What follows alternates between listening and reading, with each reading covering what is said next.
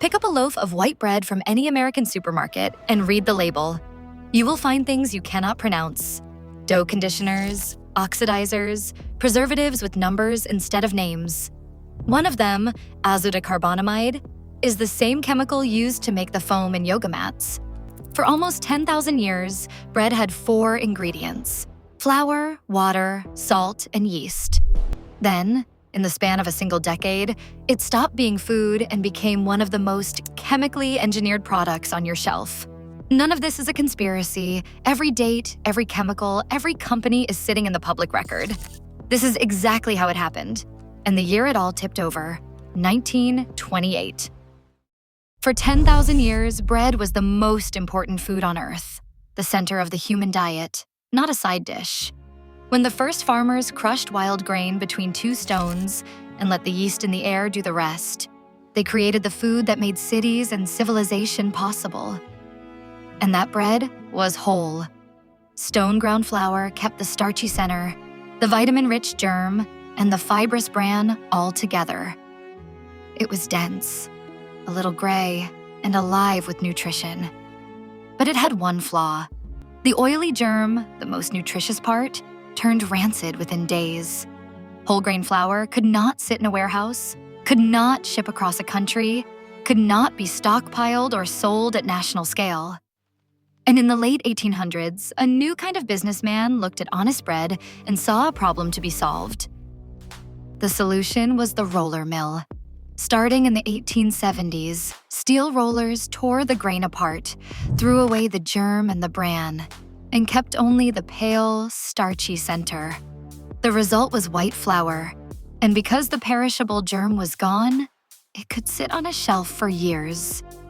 But they had also removed almost everything that made bread nourishing. The vitamins, minerals, and fiber were swept off the mill floor and sold as cattle feed. It didn't matter, because the flour was white, and white bread had always belonged to the wealthy. Now, it could be sold to everyone.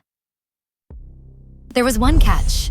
Fresh white flour still had a faint yellow tint, and to a public trained to see white as pure, yellow looked like dirt. So the millers reached for chemistry. In 1912, they began bleaching flour with chlorine gas, the same element released as a weapon in the trenches 3 years later. In 1921 came another bleach, benzoyl peroxide. The flour was now whiter than anything in nature. And then came the worst of them, aging. Aging was nitrogen trichloride, a gas that did exactly what the millers had dreamed of. Fresh flour normally needs weeks of aging before it bakes well. Aging did it in hours. By the 1920s, it was treating up to 80% of all the white flour in the United States. Then a British scientist, Sir Edward Mellanby, fed heavily treated bread to dogs and watched them develop violent seizures he called running fits. Many didn't survive. The process had created a neurotoxin inside the flour itself. And here's the part that should stop you. Even after this was published, Agin stayed in American bread until 1949, because the industry needed time to find a replacement bleach first. Public health didn't stop it. Inconvenience did. That is the pattern of this entire story. The chemical comes first, and the reckoning comes decades late. But none of that was the true tipping point. That came from something that looked completely harmless, a machine that sliced bread. On July 7, 1928, in Chillicothe, Missouri, a bakery used an invention by a jeweler named Otto Rohwedder to sell the first pre-sliced loaf in history. It was a sensation. Bakery sales jumped as much as 2,000%, and by 1933, 80% of American bread came pre-sliced. But slicing created a hidden problem. A whole loaf is protected by its crust.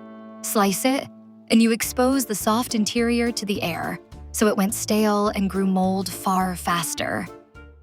The industry had a choice: go back to whole loaves or fix the problem with chemistry. They chose chemistry, and that is the exact moment bread stopped being food. To keep it soft for weeks, they added emulsifiers and dough conditioners. To force it higher and whiter, they used potassium bromate, an oxidizer patented for bread in 1914. To stop the mold, they added preservatives. The loaf was no longer 4 ingredients aged by time. It was an engineered product built to survive the journey from factory to shelf to your kitchen without ever seeming to change. The day bread became convenient was the day it became a product. And the bill is still coming due. In 1982, Japanese researchers found that potassium bromate caused cancer in the kidneys and thyroids of laboratory rats. It was banned across the European Union, the United Kingdom, Canada, China, and Brazil. In the United States, it is still legal today.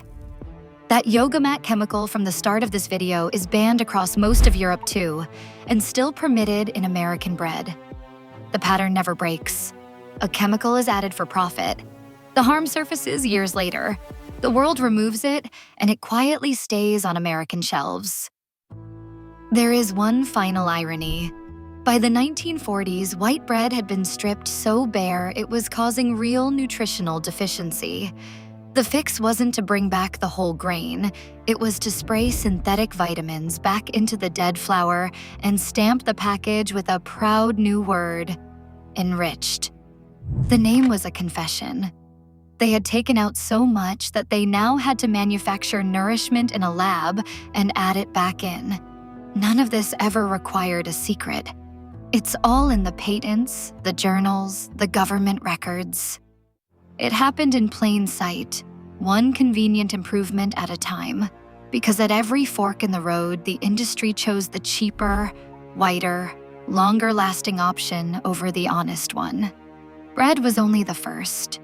It was the test case, proof that you could take a food humanity had eaten for 10,000 years, strip out its nutrition, fill it with industrial chemistry, and sell it back as an upgrade. So the real question isn't what they did to bread, it's what else they did it to.